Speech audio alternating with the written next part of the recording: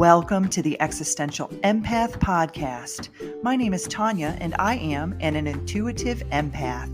My intention is to share valuable tips, tools, and techniques that I have learned so you can tap into your own inner healer naturally and intuitively. Welcome back, everyone, and Happy New Year. I hope you are all getting the new year off on the right foot. Today, I have guest Kim Hamer. Kim is a human resources consultant, public speaker, and author of 100 Acts of Love, a girlfriend's guide to loving your friend through cancer or loss. After her husband's death, Kim noticed that managers received little to no guidance when navigating cancer or death within their teams. She saw how their lack of helpful tools and guidance was costly, how it negatively affected employee engagement, increased turnover rates, and lowered productivity. Kim has set out to change that, combining her personal experience, professional knowledge, and leadership skills. She launched 100 Acts of Love, a consultancy that provides tools to help leaders increase team productivity, trust, and engagement when cancer affects the entire team. Welcome, Kim. It is a pleasure to have you on the show today, and Happy New Year. Well, Happy New Year to you too. And it's a pleasure to be here. Thank you so much for the invite. I really appreciate it. Absolutely. So today you and I are going to talk about coping with crisis, navigating cancer and loss in the workplace. So, most of my listeners know that I myself worked in the area of grief and loss through hospice, organ donation, and transplantation for more than 15 years. So I saw firsthand the effects that cancer, trauma, and death can have on an organizational, team, and individual level. So whether you are someone who is actually going through cancer or loss yourself, or maybe you are a manager with an employee or a coworker going through something difficult, it is our intention today to share our experiences that we've had with you to kind of help you navigate through these crises in your life. So Kim and I are going to talk about how to deal with these difficult conversations around cancer and death. We're going to talk about the awkward moments, what to say, what not to say. And we're going to also talk about the overall support that either we need to give or receive when navigating cancer, grief, and death, especially in the workplace. So, Kim, let's first start off with your story and what led you to the conversation that we're having today. Sure. So I like to start my story with a story. And it is that we are in the doctor's office and the doctor is talking to my husband and me about the treatment. And he says to my husband, "You're not going to be able to work for about 6 to 8 months." Wow. And then he continues talking and my husband's nodding and, listening. And I just stopped listening because we didn't have 6 to 8 months of savings in our account. Mm-hmm. And for several nights, I lost a lot of sleep. I couldn't figure out, how are we going to do this? Does this mean we have to move? We were across country from our family. It means we have to move back east, get a whole new doctor. Like, he's really sick. This isn't like a simple, easy move. And then so a couple nights of no sleep. And then I hear my husband, a couple of days later, I hear my husband talking to his boss on the phone, and his voice sounds really weird. And I'm just kind of get up off the couch. I walk into the study, and as I'm walking in, my husband hangs up the phone, and I said, "Sweetheart, what did Tom say?" And he doesn't say anything. And I'm like what? The floor just fell out from underneath us. That's what I felt like. And finally he said, "Tom just said that they will cover my salary for the time that I'm in treatment." Wow. And what that's a blessing. Exactly. And at that point, I was so stunned. I walk over to my husband and I hug him and we both start to cry.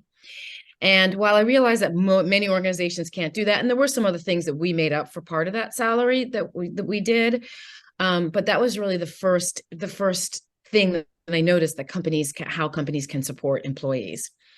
So my husband has cancer. He's stage 4, very serious. He's fighting literally. I mean, I don't use that term, people, I'm fighting for my life, but he literally was fighting for his life. And what type of cancer did he have? It was large B-cell lymphoma, stage 4.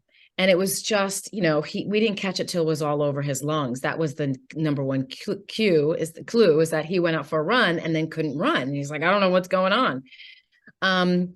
So he he disentangles himself, because I don't like the word battle and win. He disentangles himself from the cancer, and then it comes back. And 4 months after that, he dies, and he's 44, and our kids are 12, 9, and 7 at the time. And something I noticed during both bouts of cancer and after he died is some people seem to know exactly what to do and what to say and how to be supportive, and other people didn't have a clue. And it was really painful to be around some of those people who would just say hurtful things. I knew that they didn't mean it, but it was still hurtful. And people who just disappeared. We had friends who, we thought would show up with, lawyers, guns, and money to help, and they just disappeared. And then we had other people who we didn't know very well step in. And so that's who your friends are, right? When you go through these crises. Yes, that's what I thought. And then when I came to the other side of it, which took several years, I realized that all those people who I was really angry at, who, didn't show up, they simply didn't know what to do. Most of them. I'm going to give the benefit of the doubt. They didn't know what to do. And in their own fear and lack of being able to find any resources, they just backed away. And I knew that some of them carry that shame with them. And so that's how the book came about, was because I wanted to write a book to show people how easy and important it is that you show up for someone dealing with a crisis. And the reason it was so important is because I'm not here because I'm like, oh, I beat this thing. I put one foot in front of the other. I am here because I stand on the foundation of all the support and help that we got during this time. And I wanted people to really understand how vital it is, and also how simple it is. They didn't need to plan to bring meals for the 6 months, every Monday for 6 months. It didn't need to be that overwhelming. So I go back to work. And my very first job is in HR, is working for a president of a company whose wife has cancer. Oh my goodness. Then she dies. And I watched the company, like I sort of thought that maybe the company would do what they'd done for my husband, and they fall apart, and there's no support. And I've dealing with managers who are now terrified of this president because he's at work, grieving at work, which is a perfectly fine place to go, right? He's grieving at work and he's losing his mind. He's yelling, he's short-tempered, he's erratic. Yeah, he's like displacing his emotions. Exactly. So, they're trying to figure it out. And I remember when we first learned that the wife died, everyone was like, what should we bring? And one person was like, bring a platter of cold cuts. And I was like, no, don't bring food, because I knew that his refrigerator was already full of everyone else bringing food. So I tried to help them as best I can, but that's where the seed got planted, is understanding that, death happens at work.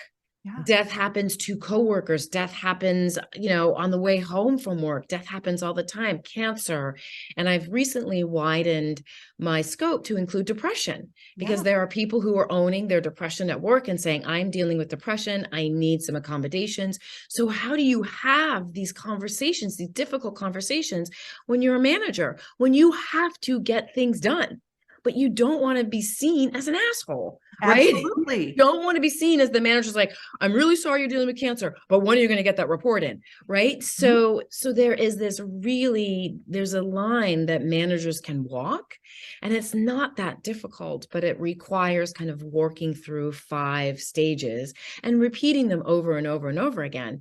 And when I came up with these 5 stages, of course, I realized, we can use these in our personal lives as well. Totally. They all intertwine. Absolutely. Exactly. And Kim, to take it back, it's so simple, like to take it back to the beginning of your story, when you said that the doctor said you won't be able to work for 6 to 8 months, it really is filling our basic needs, because the moment you heard that, what did you do? You tuned out. You tuned out from the rest of the conversation. Yes. So yes. Oftentimes when we are battling grief in the workplace, we are tuning out from everything outside of our basic survival needs. And I think that's where people feel that comfort of, hey, let me give you a tray of cold cuts, but really it's like, what are the other basic needs that people, might need? And it really just comes down to that basic question. Hey, what can I help you with? I don't know how to navigate this. I've never been through this before. I've never, been around someone who's lost someone that has been this close to me before.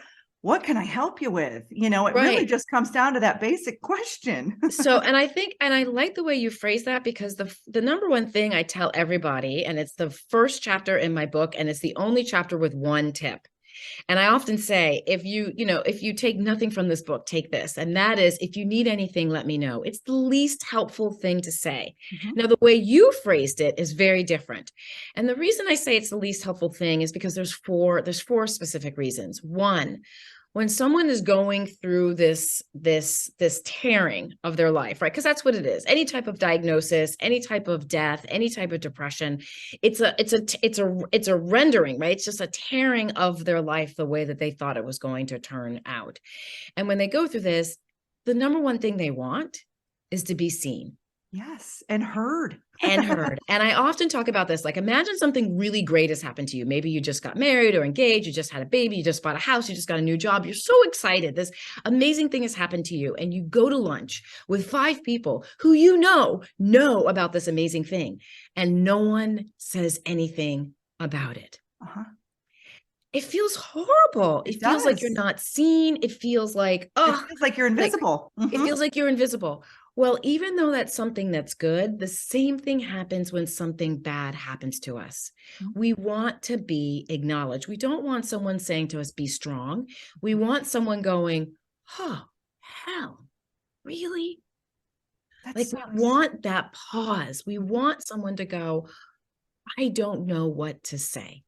So that's the first thing, is really taking that time just to acknowledge what they're going through and not brushing it off. And we'll talk a little bit later about why we don't go there. Yeah, not running away from them. I think not running. Yes. You know, and when I worked in grief and loss for all those years, the people who I was around that did not work in grief and loss would get uncomfortable when I would actually confront, like, we had a close friend that had lost a parent. And I actually asked her flat on, what help do you need? Is there anything with funeral arrangements? Is there, this? And I was being very kind of assertive in that, because I knew, working with grief, you are not focused oftentimes, and you don't even know where to begin. But it was funny, because my family and friends around me who were not used to working in grief were like, I can't believe you asked that question. I can't believe you brought up the funeral. I can't believe you did, this and that. And I thought, well, why wouldn't you? But I think that was part of my training as well. So these are where those awkward, uncomfortable moments come in. Yes. And the people around you feel awkward and uncomfortable when you actually step in and say, hey, can I help you with this? Yes. This is exactly. So it's tough. So that's why that phrase is so not good. And the other thing I often say is, number 2 is, y'all, what is anything? Yeah. Like, you just offered to help me with anything. I had a toddler. Did that mean you're going to take your brand new, just cleaned BMW up to preschool to pick up my vomiting toddler? Did you mean that by anything? Or did you mean that you were willing to drop off a bottle of wine? Anything is too big. And when you say it, the third reason it's not helpful, when you say it, you are now asking the person who's in crisis. Yes. Whose brain is like gone. Like I refer to it, they don't have 52 cards in the deck. Yeah. They may look like it, but they don't. And so you're asking them to break apart their day to find one thing that you might be willing to do. And the fourth reason it's not helpful is you're asking them at a time where they are in incredible and great vulnerability. And I don't know about you, but honestly, as an American, and I found this in other podcasts when I've done other parts of the world, we're not very good at going, hello, hi, my name's Kim and I need help. Yeah. And it's that people pleaser mentality that we have too. So when you ask, just reach out to me if you need help. A lot of people I know, seeing people grieving, are like, I don't want to burden anyone. I don't want to put that burden. I don't want to reach out to someone. Their life is good right now. They seem to be doing well. And I'm a Debbie Downer, or I'm going through some difficult times. And so it really takes someone being a little, not aggressive, but just being a little bit more assertive to say, hey, I can help you with this. Will this help you? And that's exactly what I often say. We all have helping superpowers. Do not ask me to plan a meal. I get frozen. I'm like, oh, But I will tell you what, I'm a great grocery shopper. And if there's that one thing that you need and that grocery store hasn't had it for 3 weeks, I will be showing up every single day when that truck is delivered to get that one thing. And you So haven't been out of your pajamas in 3 weeks. And so exactly. I can go get that for you. Exactly. So really understanding or even taking a guess at what your helping superpower is. And that's why I like what you said was, hey, do you want help planning the funeral? And then you got even more specific. You said, do you need help with a eulogy, or do you want help? Like, so, Or we can flowers, or we can make, we can do the agenda. So it's really being very specific in the kind of help you can offer and offering more than once. And it feels uncomfortable because what if the person doesn't need the help right away? The story I love telling is I dedicated the book to this gentleman named Kinney. Kinney works at the Venice Farmers Market. And when I used to go there every Friday after I dropped the kids off at school, and he sold root vegetables. So it was like potatoes and sweet potatoes and whatever. And Kinney got me to try quite a few vegetables I never would have tried. And when I told him that my husband was diagnosed with cancer, Kinney's offer was, if you need anything heavy moved, let me know. And I thought that was a weird offer, honestly, because everyone kept saying, if you need anything, if you need anything, if you need anything. And what turns out, it was a fantastic offer because it was really specific. And he offered, what I didn't tell you is he offered more than once. So I knew that he was the person to go to if I needed this one thing done. And one of the things I often say, when you offer more than once, you may feel like you're being a burden, but please remember, again, that person is not dealing with a full deck of cards. It's and true. So you may have offered once and they're not going to remember. So offer 3, 4, 5 times. Don't offer every day. Yeah. Don't be calling them every hour, being like, remember, I'm your grocery shopper. Like, that don't get obsessive about it, but just, stop by their desk and say, hey, just a reminder, I've got the agenda ready for you. If you want me to do it, I'm happy to do the meeting for that agenda, or I'm happy to call the client for you to take over these 3 things. Or, I prepared this slide deck. Here's some pieces you might want to use in your presentation, whatever it is, but be specific and offer more than once. Yeah. And I think, Kim, that's so important, because when I worked with grieving families, we would have to do the death notification. And so we had to say your loved one has died at least, well, some of them would grasp that and understand it because maybe they were processing it over months, but it's the trauma families that we had studies show they don't really process it until 14 times that you have actually said so-and-so has died. And you have to use certain terminology, because you could say it 3 or 4 times and it's just going in one ear and out the other, because they're worried about how am I going to take care of the dog? How am I going to do this? How am I going to do that? What do I need to deal with at this person's work? It's like just flooding in one ear and out the other. So I love that you're bringing that up, because there's a fine line between nagging someone, and there's also a fine line between being present and in the moment with offering what you can give, to the person who's going through the crisis. Exactly. And I think let's bring it back to the first one, which I said is, the discomfort, right? Because you can't fix it. And we as Americans love to believe that we can fix anything. Yeah, we can make it. And so when we can't fix it, we feel powerless. And that is a really uncomfortable place to be. In addition, what normally happens, all those people who didn't say or do anything to support are usually terrified that they turn it around and make it about themselves. And they don't do it in a mean way, but they think, what if I say the wrong thing? What if I make her cry? Right. And so in that fear of saying the wrong thing, of causing an emotion, they think crying is bad, when in the beginning, I can attest, after death, crying is really a relief. They're so worried about that they freeze. And they don't. So it's really hard. And I think it's a normal reaction. And sometimes I still have that reaction. It's a normal reaction to go into fear of like, I don't want to cause any more harm.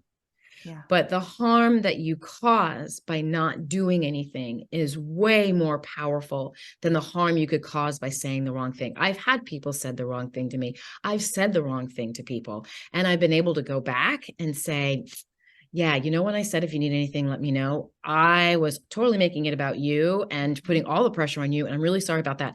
So here's what I can do. I'm happy to Yes. pick up your son every Friday at 3 Mhm. p.m. I'm really happy to do that and bring him to my house and have a play day.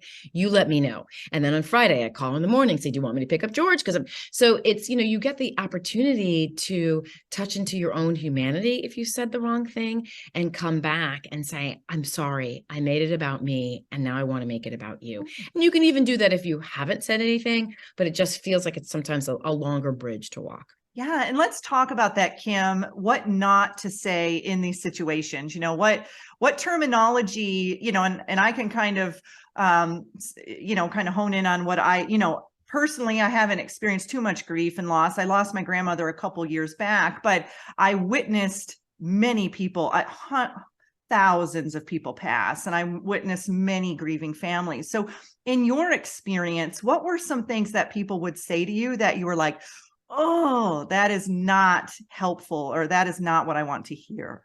So first of all, I have a free download on my website, which gives you the there's 5 things never to say to anyone dealing with anything. And I have those all up there. So you're happy to download those, but I'll give you one that someone said to me. I was young when my husband died, and someone meaning well about a month after he died said, Kim, don't worry too much. You're young, you're easy on the eyes, and you can get remarried. Ouch. And I know where they were coming from. They were coming from, don't lose hope. And I was, it was a month after I was really, really skinny, out of my mind, crazy, just feeling really hopeless, wondering if my life was even worth living. I mean, this is a man that I had married who was a co-parent. So it wasn't just me, it's just, so anyway, I don't need to validate. System. Yeah, he was a support system. And she meant well. She meant for me to kind of don't lose hope, but it really hurt. I was like, oh, you're right. I have nothing to worry about. Why am I grieving? I'm young. I'm easy on the eyes. I can get remarried, Unvalidated So your feelings and what you were going through. Exactly. Another thing that often people say, and they mean well, is like, stay strong, be strong. You got this. Those 2 to 3 words, these 2 to 3, have courage, and sometimes I will have a caveat. Sometimes those are really helpful, but within context of a conversation. It's almost like people did that. They did a mic drop. They're like, stay strong, mic drop. Woo! I said what I needed to say. I done my part, right? And so hashtag grief strong, right? Exactly. And so when you say those things, what you're doing is you're diminishing everything that they're going through, which is hard. Look, and stuffing emotions. Look, it is not easy to watch people in pain. If you have children, we all know that, or a really good friend, it's horrific. All you want to do is fix it. You want to make it better. And it stays with you, right? You're cooking dinner and you're thinking, you start to cry because so-and-so's mother has cancer, because so-and-so has cancer, and you feel for them. It is not a fun journey to go into pain with someone, but it is so important. It allows you to be empathetic. It is. It opens you up and you become a resource for them instead of someone that they clearly know that they cannot talk to. Yes. Right. And it's so important understanding the difference between empathy and sympathy. And, I usually talk about a visual with this. It's almost like the person grieving or going through crisis is in a pit. Okay. And there's a ladder there. All right. So someone who's sympathetic. Brene Brown does that video on that. Absolutely. Yes. And it's like someone who's sympathetic is going to look down and yell out, hey, is there anything that you need down there? Here's a sandwich, or here's this, and just kind of drop it down there, where an empathetic person will take the time to walk down that ladder, sit with that person, and just be there and be present. And, sometimes it's difficult to be that empathetic person, because especially if you've gone through crisis yourself, oftentimes you will get triggered being there with someone who's also going through crisis as well. And so really, it's just like you said in the beginning, we want to be heard and we want to be seen. And that's really all it takes. Oftentimes we don't have to say anything. Hi, I'm here. I'm a listening ear. What do you want to talk about today?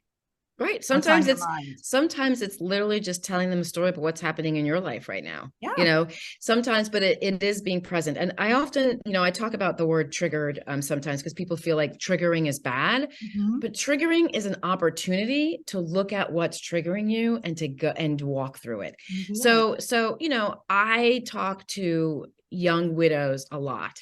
I'm now the widow go-to person with among my friends, and it pains me to hear them in the first couple months. All I want to do is like take over their grief because I know how this works. I know how it operates. I can get them through. I'll drop you back into this 3 years out. It is really painful, and it also allows me the opportunity to process. Sometimes I kind of smooth over the part that my husband died. I'm kind of like, yeah, I mean, it happened 13 years ago. It happened, yada, yada, yada, yada. And sometimes I need to acknowledge that and say, you know what, Kim, that was a big deal in your life. And it still has effects in your life now. And it's okay to cry about it because I remember the pain. I remember feeling so lost. And so that's the trigger part. And then there's something else you said. Yeah, sympathy. So one thing about empathy that people often get wrong, and I think this happens mostly in the workplace, people think that empathy means no boundaries. Yes. And empathy is the number one thing you need to create really good boundaries because it allows you to understand where they're coming from. And so really quick, the second part of my process, the first part is knowing what to say, which we just went into, but the second part is dealing with your feelings and your stereotypes. Because we all have stereotypes based on our own personal experience, a lot of them based on TV. What is it like to have cancer? Well, on TV, if you have cancer, you go bald, you lose your eyebrows, you're nauseous all the time, you need someone, and even on Instagram, And we then you see do a Susan Komen marathon. Exactly. And even on Instagram, I cannot tell you how tired I am of seeing this, the woman who's getting her hair shaved because of chemo, and then the Yeah. son, whips it out and starts shaving his own head. And in the moment for them, it's very meaningful. But there's this image out there that we have of cancer. There's an image out there of what we have about what loss is. And the interesting And thing how we about grieve. Exactly. And the interesting thing is that image of how we grieve is not very well developed because I have people up to me like, how are you doing? And I'm like, it's been 13 years. Like, I'm pretty sure there's nothing in my closet that my husband would even recognize if he came back to life right now. Like, so they immediately think that I'm still in grief, or that I can't, when I say I think about him every day, they assume that that means that I think about him in sadness every day. Right. So we have all these stereotypes in our head, and we need to get them out of our head and onto paper before we move forward to helping. And this goes through both, either through managers and also through individuals. Because the fact that, I've had friends who've had cancer who they haven't lost their hair, they haven't lost weight. You'd never know they had cancer by looking at them, but they're still dealing with the ramifications of this thing in their body that could kill them if they don't treat it. And so there's this idea of, well, she looks fine. Yes, she does look fine, but she's still having cancer, It's a right? mask. Yeah. I expect someone who has died, I expect them or who's grieving, to kind of be better in 6 months. It was 6 months ago. Haven't you moved past that? Or a year? A year is a big marker. I think this mostly comes from the Jewish tradition, where you put the headstone up at the end of a year. And so when you do that, there's this idea that after a year, you're done. You're done. Like, you're done. Even in the Civil War era, before, you gradually move from black to purple to being able to wear lighter colors by the end of the year. So there's this whole thing about this year. A year is not enough time. A year's not enough. So anyway, back to my point. I could go on this. So just take the time to deal with your stereotypes and your own fears, your own, for me, cancer is very scary because my husband died. Is that true for everybody? Heck no, thank goodness. But taking the time to really acknowledge what you're going through and your own stereotypes is a really important part, because that, mixed with the empathy, allows you to come up with some really good ideas of how to support somebody. Yeah. And also understanding that everyone grieves differently. And I definitely saw this firsthand working in the trauma units. I think for me, it was more concerning the people who were not showing any emotion. They were just bottling it up like pressure cookers. But I was kind of that type of person. I didn't like to show emotion in a professional environment or in front of others. So I would break down on the car ride home, or, on my own Yes. time alone. And so, but then there was the weeping family, members. And then there was the really The obvious wailing. wailing. And Yes. those were the ones that the staff would actually get scared of. And I'm like, no, those are the ones who are actually processing their emotions and they're moving through that process. I was more concerned about the ones who were not showing, any emotion, because it was just like, I was like, okay, let's bring in a chaplain, let's bring in a social worker, just to help, move them through. And this was in the hospital setting, not necessarily after they leave the hospital. So let's talk a little bit about that too, Kim, that scenario where, okay, you've moved through the death and then people kind of come and go for the next week or two, and then that passes, and then no one's offering help anymore. Everyone went away. How do you, as someone who's either going through a crisis, whether it be cancer or some sort of dis-ease, or even a loss for that matter, reach out and ask for help? How do you do that? Because that's the flip side of us as the person witnessing or observing someone going through a crisis. How do you, as a person in crisis, ask for assistance, ask for support? That is great. It takes a huge amount of courage. I will tell you that. I remember when my husband was first diagnosed and they needed to start chemo right away. So he'd had surgery. There was actually a tumor in his body. He had surgery, had it removed, and the cancer was so advanced that they couldn't even wait they couldn't even wait for the wound to heal. Usually like the wound to heal before they needed to get it going. So he had surgery on Friday. They started chemo on Sunday.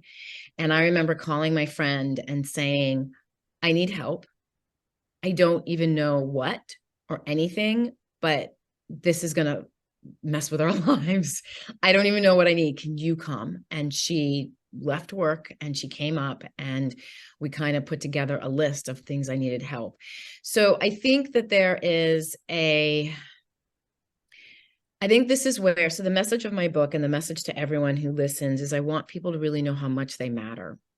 And this is on both sides. People want to help you. They do. They're waiting for instruction, which you are ill-equipped to give.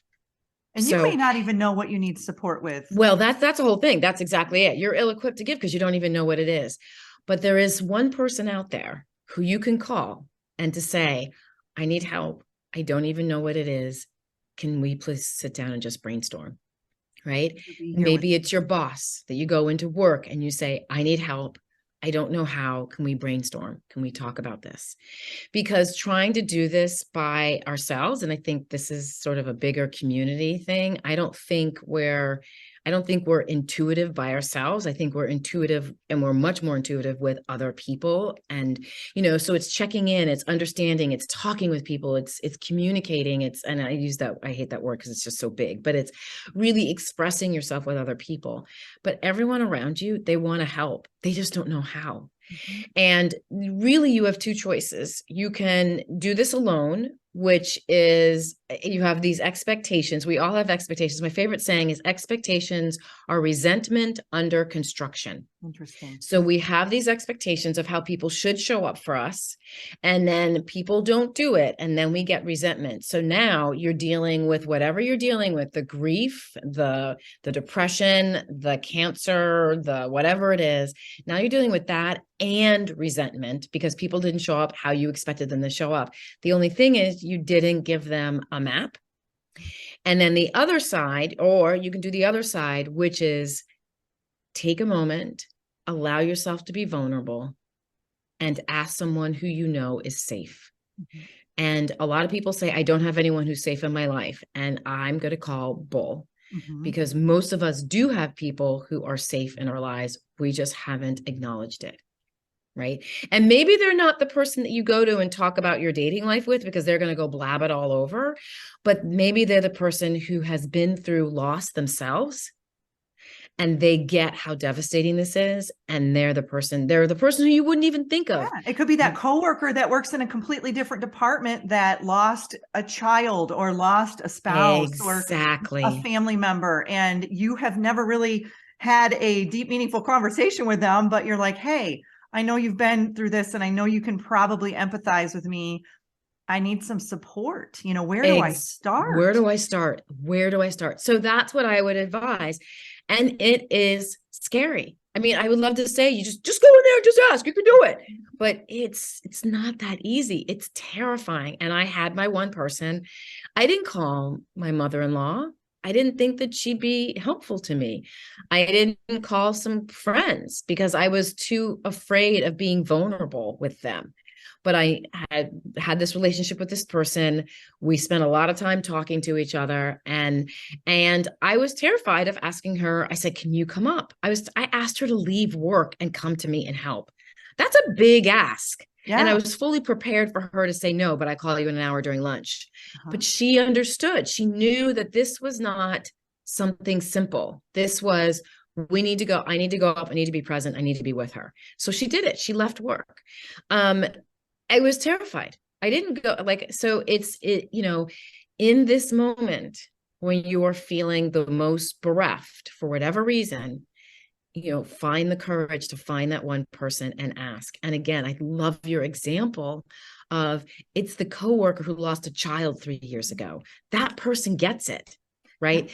It's the person, it's the 25-year-old who had testicular cancer. Yeah, it's the good cancer because there's such a high, but it's still cancer. Exactly. Like, he's still freaked out about it. Stereotype in itself. The prostate cancer. When my dad got prostate, it was like, this is the good cancer. This is the cancer everyone dies with, you know, and they have other reasons why they die. And I'm like, that's not helping me right now. You know, no. Cancer is cancer. The person was just told, if they don't do anything, they don't do any type of intervention, they will die. That's what cancer is.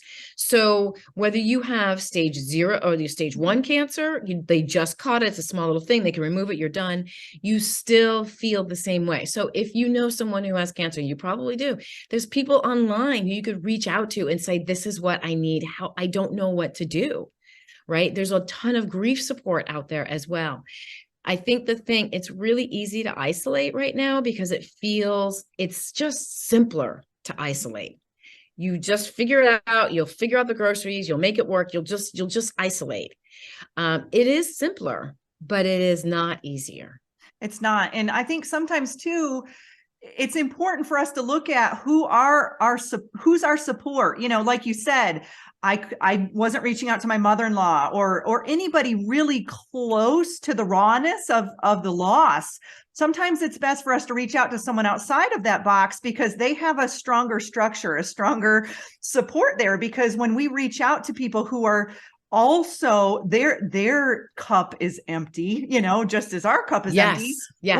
We're trying to siphon from a drought, you know, and it's right. You've got to reach out to people. So when you're thinking of your list of safe people, think of people that have structure as well, that have that stability, that can step in, that aren't, you know, it could be someone who, yes, they were close to the person that you knew, but not in the rawness of it, that are also going through the deep stages of grief. Just exactly.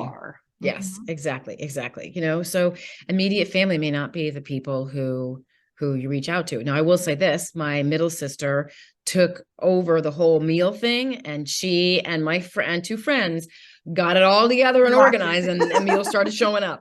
So, you know, but that's a very structured thing that she was happy to take control over. And it was helping her heal too, I bet. And it was absolutely, oh, sure. Yeah. Cause she was 3,000 miles away, you know, talk about feeling powerless. And that's hard when you're far away. And like for me, I was in North Idaho and my grandmother passed in Western New York and I felt helpless. I felt, what can I do? And eventually I got there, you know, several months later, but in the moment I felt helpless. And so I just kind of asked my dad, you know, what can I do from a distance? Is there anything that I can do to help? And he said, well, if I can send you some paperwork, can you read this over? Can you do this? And so I do feel when you're at a distance like that, you do feel helpless, but there are things that you can do. So it's Absolutely. coming back to our Yeah. initial piece where, just say, okay, here are some ideas of some things that I can help with, let me take some control, of this, or Yep. take this off of your plate because your plate seems really full right now. Well, that's funny because that's number 3. So I have this strategy called the North Star strategy. The first one is just say something, right? Talk, say, acknowledge. The second one is deal with your own feelings, deal with your feelings and your stereotypes. The third one is assess. Take an assessment. What can you do? There's a helping from a distance, and I have my book organized in categories. So there's food, kids, entertainment, and long distance help. And there's a chapter called "Send Lawyers, Guns, and Money." From the Z Bond. I forgot the song. Help But with healthcare. That's another thing. Like you said, with the cancer, exactly, maybe you have a friend who deals with Blue Cross and Blue Shield, and they live in, across the country. They can help. Those are things that we can do. Exactly. You can have someone look over your bills. Errors happen, and all of a sudden you're paying more than you should be paying. You have someone look over your healthcare bills. You can have someone take care of, if someone's willing, it's like, I can't remember to pay my cell phone bill. I'll send you money. Yes. I'll send you like X amount of lump of money. Can you just pay it for me? Right. So there's tons of things that you can do. And that simple thing, y'all, paying a bill is huge. And it makes a huge, even funeral arrangements, like, hey, I'll help with the eulogy. I can do that from a distance. Hey, yes, I can help arrange a crematory service. I can do that from a distance. Yes. And I want to talk about things people can do from the distance from a long-term perspective too, because what happens is, like you alluded to it, is that we end up, usually first 3 months, people are in the live, they're in there, they're doing things, they're helping, and then help fades out. You have some stragglers at 6 months, maybe 2 or 3 people, and then they fade out. And all of a sudden a year, you're out by yourself. So if you are a person who has not helped somebody in the past 3 months, it's not too late. And I really want to stress this. I had a friend show up with a meal, first time in 9 months. I was so happy to see her. Right. Yeah. Because all the meals come in the first 2 weeks. Exactly.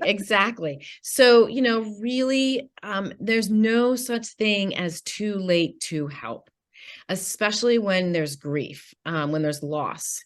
That's a really important thing to remember. I also recommend sometimes people celebrate anniversaries. Yes. And yes, it feels weird to celebrate a death anniversary. And I know there's a different word for it. Celebration of life anniversary. Celebration. But there's a Jewish word for it that's really perfect for it. But and I'm sure there's other words in other languages that aren't as scared as death as we are. Yeah. So I think really understanding that, I'm really sorry I'm really sorry this happened in your life.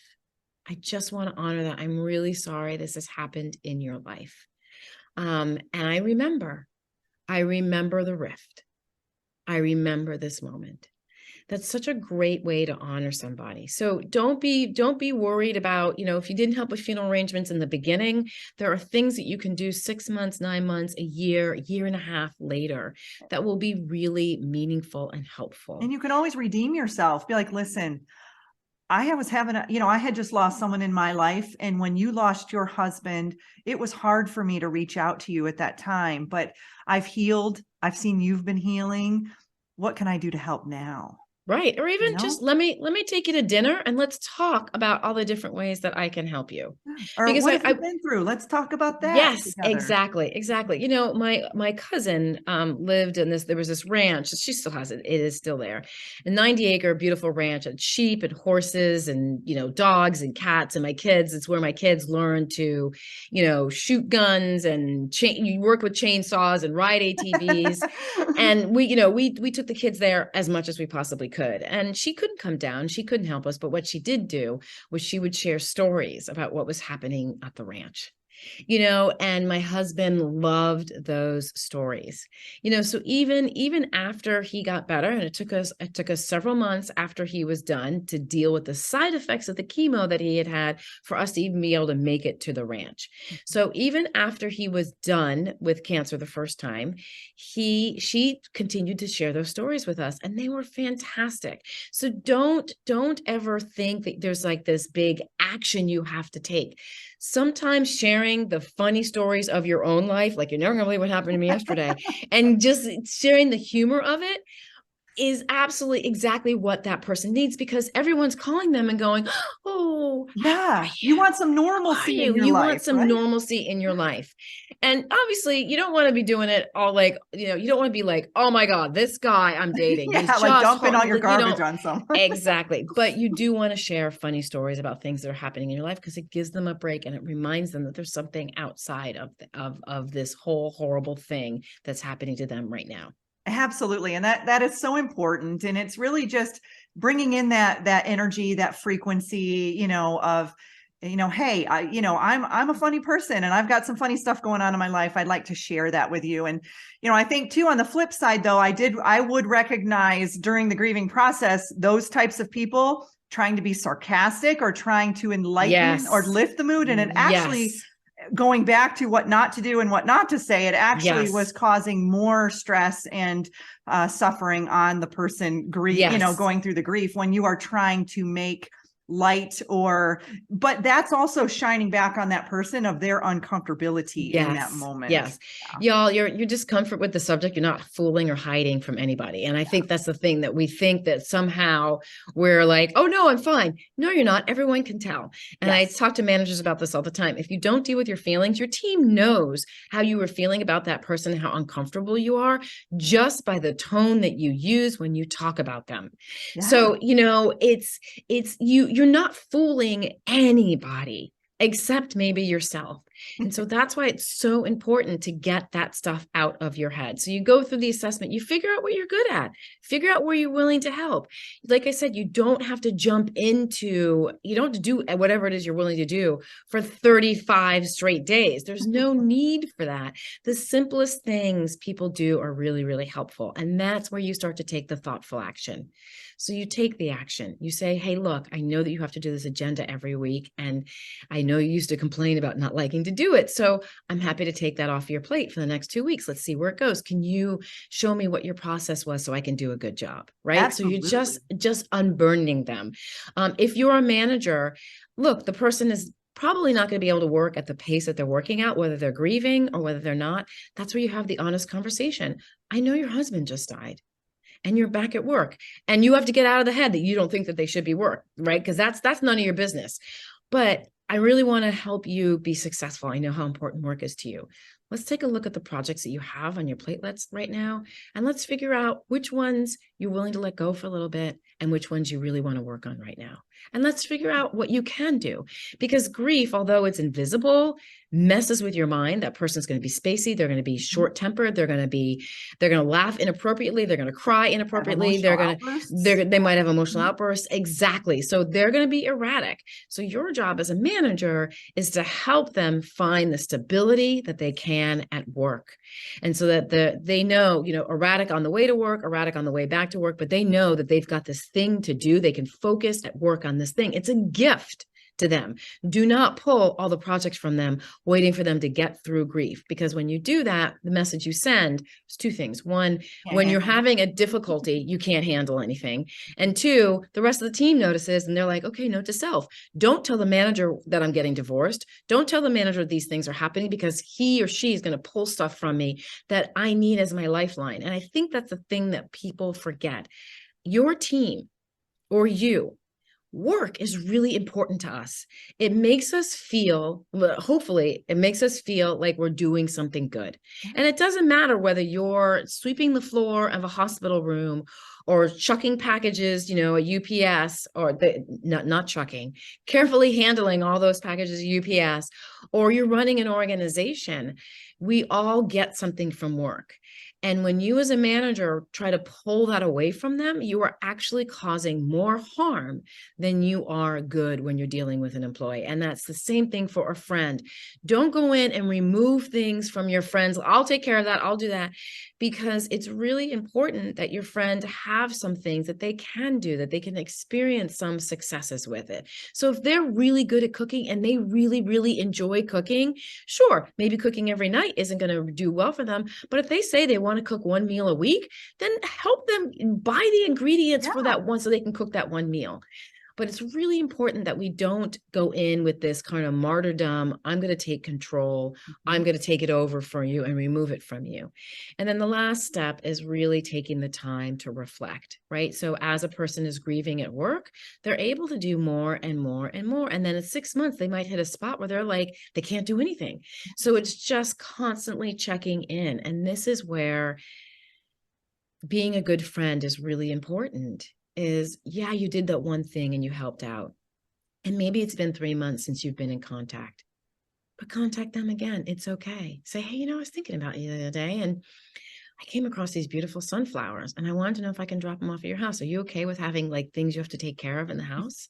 Because after Art died, I didn't want many living things. I didn't want, people kept wanting to give me plants. And I was like, nope, don't want to take anything I have to take care of. It's so funny what people think that that you're like, oh, this might be helpful. Yeah.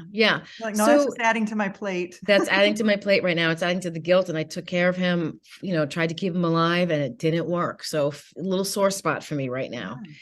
Well, I think too, it's like you said, it's really just saying, hey, I can do this for you, but following with, would that be helpful for you? Giving the person the power to say, you know what, no, actually, I appreciate you offering that, but I've got this right now and I can do this. Or, you know what, that would be really helpful. Can you please take over that project for me? Or not that, but there's something else. Like you give them, when you offer, you're giving them, and when you offer often, which is often to say, you're giving them permission, you're showing up and they know that you're someone who will help. And so even if what you're offering isn't what they need, they might ask you to do something else that's adjacent to what you can do. So you would feel comfortable. So yeah, I just think it's, yes, what you just said. Yes. And I think as managers too, and employees, brushing up on compassion fatigue, what that means, what that looks like, having a deeper understanding of when someone is a caregiver. I had a very close friend when I was working in donation. Her husband had gotten a late stage prostate cancer diagnosis and he was going into hospice care and she was overwhelmed. I mean, I was overwhelmed just doing our job myself without having to take care of someone with cancer. And so it really got down to, just really asking her, what do you need help with? Here's what I can do. You know what I can do. Here we do. And she was like, here, take this project, do this. I can do this. You can do. And so me just visualizing her going through that, but I was also witnessing my team members not really offering that support. So I, as a team member, kind of pulled them aside and said, hey guys, so-and-so is going through this right now. And I don't want you all to bombard her today because she's going to know that I just pulled y'all aside. Right. Don't look now. Obvious, right. But I want, maybe once a week, maybe you this week reach out to her, you next week reach out to her, you next week, so it was like I kind of set up a little schedule, a rotating weekly schedule for each of them. There you go. To kind of just not make it obvious that we were offering help because she's the independent one, but she was coming to me because she felt I was the safe place, and so I think too, as the safe person too, just thinking outside of the box and saying, okay, maybe I can't help with all of this, but maybe I have some connections with others who can help too, to make this a little bit more efficient. That is so very, very important. Look, my friends didn't come to me. A lot of them came to me individually, but a lot of them, there's a circle. You have a circle of friends who can help you figure out what you need and help get the information out. And that's another piece that happens during the assessment is really understanding, who do you want to tell, especially at work? Who do you want to know about this? You don't have to reveal that you have stage 4 cancer at work. You don't. You can just reveal that you're sick and you're not going to be at work anymore, or you're going to be work 3 days a week or whatever. So there's so many things that you can talk about. I did want to talk about compassion fatigue because the other side of it is sometimes people at work take on too much. You get in the moment and you're like, I just want to help. And so you take on all these projects away from this person. You're going to do it all and you're going to really help and you're going to get in there. And then it's you get month, fatigued. 4 weeks, and in 4 weeks, and you are Burnout. exhausted and you're pissed because other people haven't volunteered to help, but that's because you seem to have it all under control. Yeah. And now you're mad at your manager because your manager isn't recognizing that, isn't having recognized that you're doing all this extra work.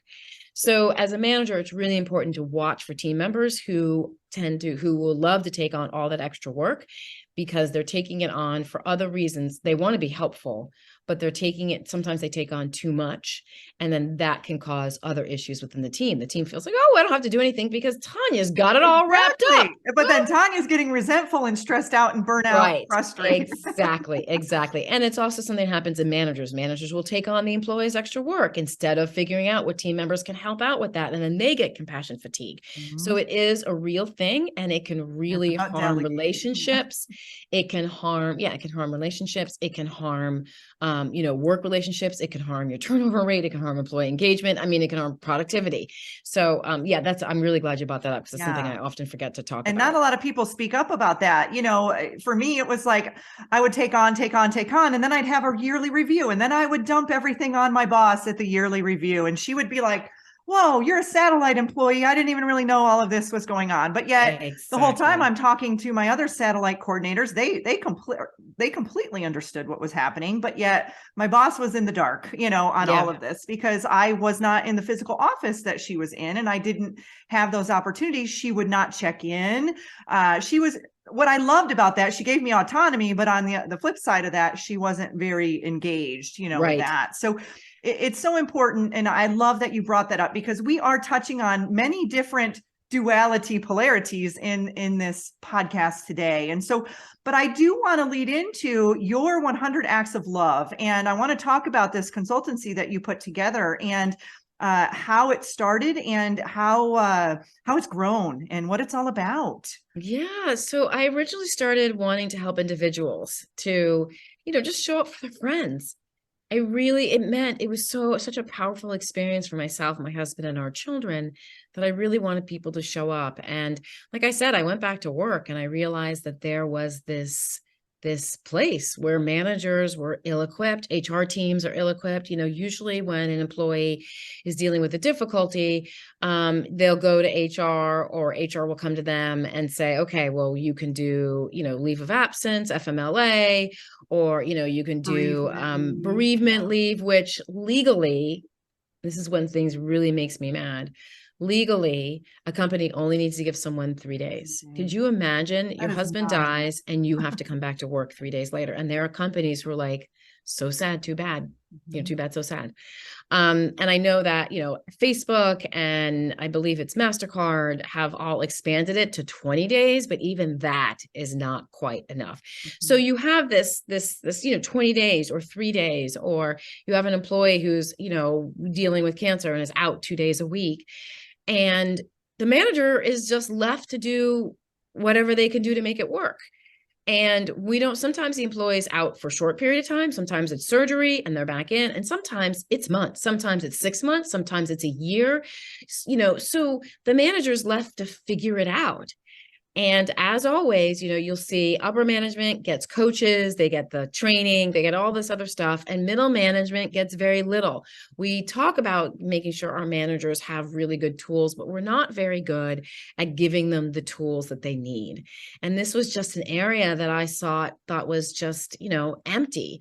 A stat I came upon, 46% of those who are diagnosed with cancer are between the ages of 25 and 64. Those are prime working years. That's significant, yes. People aren't like, the person who has cancer isn't before you're working and then after you're retired. Exactly. Exactly. And with retirement ages growing, like they're growing up, the people aren't retiring at 64 anymore. So you've got a workforce that if they have not dealt with someone with cancer, because remember, what's the stat? 1 in 3, 1 in 2 if you're a man. So if you have not dealt with an employee with cancer, it's just a matter of time. Right. And so the fact that we are ill prepared, Twitch's suicide Yep.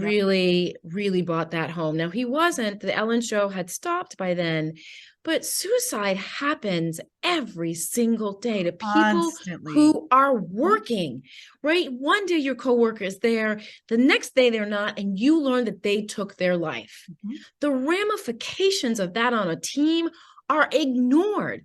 This company will be like, okay, like I've seen one company did this incredible thing. They hired a bus. This gentleman's, he was a upper level, an executive, and his father died. And employees wanted to go to the service. So they hired a bus that picked employees up at work, took them to the service, waited at the service, and brought them back. Like, that's an amazing thing to do. But what next? Yeah. What next? Mhm. Right? So these employees are now dealing with this desk, or someone has to go to the home and pick up the equipment. They have to deal with what projects this person was working on, how they pick up the slack. And there's this incredible Like a sadness, void. a Mhm. void, right?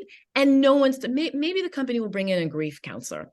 And Mhm. I will tell you this, I am not a fan of grief counselors for immediacy. I am a fan of grief counselors when it comes to Long term. something like suicide. And I Mhm. am a fan of grief counselors if you're going to put them in place and let them stay there for weeks on end. Yes. Not Because just a couple grief, of days. not Yeah. just a couple of days, they bring a Mhm. couple of days and then they're like, okay, the grief counselors are gone. Well, great. My grief just surfaced Yeah. yesterday and the grief counselor's now gone. So Or if a your organization, hotline. I mean, I guess the yeah, hotlines are good too, but not everyone will call or feel comfortable on a hotline, you know? hotlines or some type of system where you've got people who are accessible to talk about it, because you may be going in at work and on a Zoom call that this person's supposed to be, and it may be 4 weeks later, and you may be like, you know what, y'all, I got to turn my camera off because I'm sitting here crying And I'm missing this hysterically. person because I'm used to Yeah. seeing their little square Yep. on the Zoom Yep. call, you know? And I'm scared.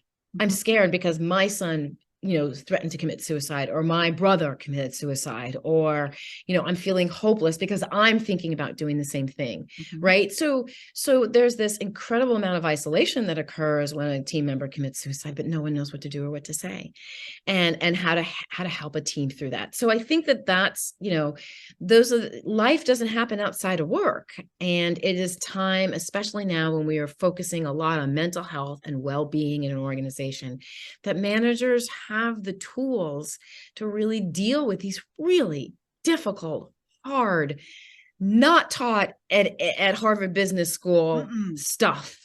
Right. So how do you deal with this? Because there's two folds, right? There's you, there's three, there's you, there's a team, there's a company. Uh-huh. And weaving yourself in between those is something that people need support and help with. And that's where my passion is. We could have a whole podcast where I could talk about that.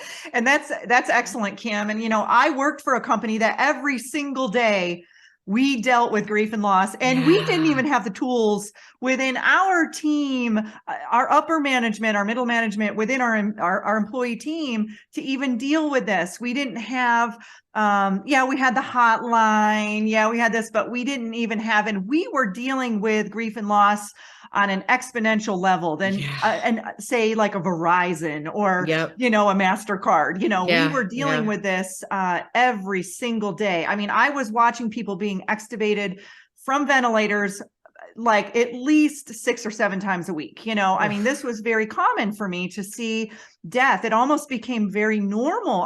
I was Right. around death more than I was around living, at a Right. certain Right. extent. Right. And and then many of our staff going in and talking to the grieving families, and then how are they processing that? Because they're being the stable one in those conversations. And so there's so much that needs to be done from a societal level across the board. Hospital systems having these programs in place, like these programs that you've put together, working with human resources and having build, I guess, bridging those silos. There were so many silos, within Yeah. our Yeah. organization, You and know, tears. Tanya, it's so funny. This just reminded me. So, my husband gifted my kids and I the ability to say goodbye. And I really do. I was there. I got to watch him take his last breath. And that was something that horrified me. And I am forever, ever, ever grateful that I got to Mhm. do. Oh, But I he's brought the kids cute. in. Oh, I brought the kids in to say goodbye to their dad. And my daughter, she was 9 years old, and she just wailed and she kept saying it over and over, Daddy, Daddy, Daddy. And there was a nurse in the room, and the nurse started to sob. And I remember at the time being first a little kind of pissed off. I was like, you are the professional here. Yeah, There is no sobbing coming from they're you. human. This is already hard enough. And then realizing, right, this is really hard to watch. And Mhm. I remember she was in the And it room. never gets easy, Kim. It No, never no. got And she easy. was in the room. She was like doing something with I think we were like adding more morphine to him or something. So she was doing something in there. And I just thought, oh my gosh, how heartbreaking that must have been for her to Mhm. watch this little girl, wail for her father. Yeah. And just, how hard that must have been for her. Mhm. And so, yeah, I mean, I don't know how she dealt with it. Did she walk out and walk to the desk and tell everyone she needed a break? Or did she just, we had this kind of space, there was a room and then there was a space. Did she kind of sit there for a second? Did she go into the other room and just cry and put her game face back on? However you got to do it. Yeah, Yeah, you did do she go it. to a next room and just deal with someone else? I Mhm. don't know. I never thought about that, but yeah, It was that so must have hard been being on the other side like that so because hard. yeah, and there's certain circumstances that would affect different people. So for me, I don't have children, but the circumstances that would affect me would be like the older man between the ages of 55 and 75 who may be Right. passing, and then the wife is sitting next to the bedside with maybe the older children, because that was my family dynamic, where I Right. would have other coworkers that would have this, they would get really worked up with the children in the room and Yeah. whatnot. So Yeah. they would send me in with the children because I could handle that easier because I Right. didn't have Right. such a deep connection with Yeah. that particular scenario or situation, where then I would say, hey guys, I can't handle the 60-year-old man with the wife grieving at the bedside with cancer. So they said, oh, I can handle that one. I'll go in and Right. work with that Right. family. Yeah. So we got to a point where we started to recognize who could handle those certain dynamics and who couldn't. And I'll tell you, there's certain ones it never gets easy. And you do build a little crusty shell around you, working in Oh, that, so but sure. every now and then that soft center would just hit you. It would touch you. Yeah. And it was Yeah. hard. There were a couple families I had to take a step out of the room and say, let me go collect myself for a minute. What you're going through right now is really having an impact on me. And I'm going to go get someone else to come in and work with you right now. Yeah. And so I think it's just honoring your emotions and where they're coming from. And Yeah. it's tough. It's tough to be the one going through it. And it's also tough to be the one observing it, Yeah. as well. Yeah. Yeah. Well, I do want to take a moment to say thank you, because the people who did show up, hospice did come up, and we talked about bringing my husband home, and it just, the doctor was very frank. He was kind of like, he said, look, your husband's going to die probably at the end of the week because he's young and his organs are not going to want to quit on him, right away. And so it's just that those frank conversations. But what I remember now is that I wasn't the only person that he had that conversation with, and so thank you for doing what you do, because it's not easy. You see us on our worst days. Yeah. You get to witness us in the hopefully the most horrible life experiences that we ever have. Mhm.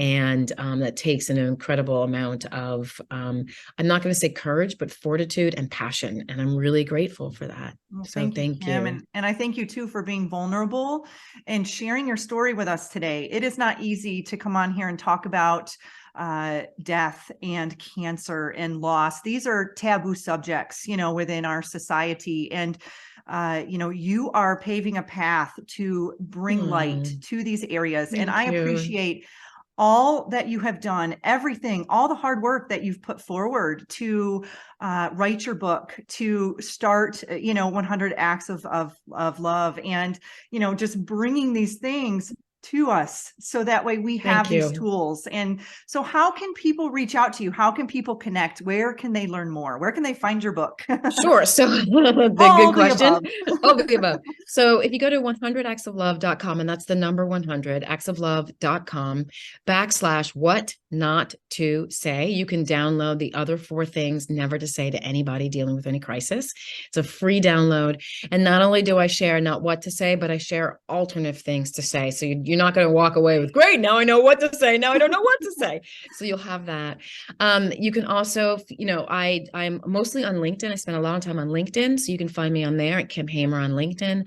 I do LinkedIn Lives every single Thursday at 12 noon Pacific time. So if you have a question, even if it's a question about what you're doing now in your personal life, doesn't have to be work related, please DM me and I am happy to answer that question. I will answer it on a LinkedIn Live if that's what you need.